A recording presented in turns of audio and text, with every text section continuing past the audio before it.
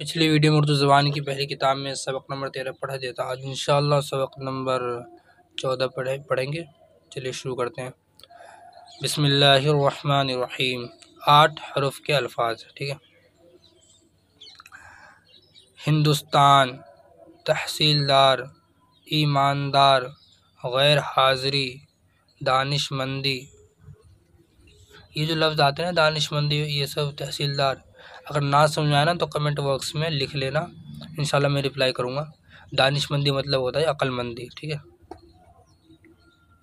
دیا سلائی، دیا سلائی کا مطلب ماچس یہ وغیرہ۔ کارگزاری،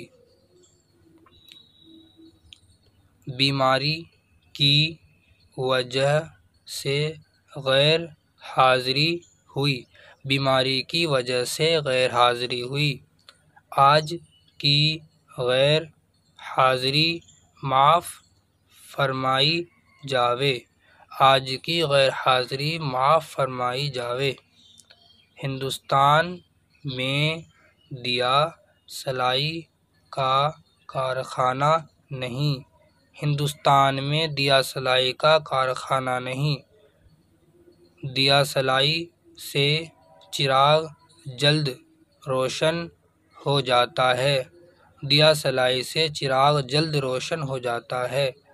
تحصیلدار نے دانش مندی سے انتظام کیا، تحصیلدار نے دانش مندی سے انتظام کیا۔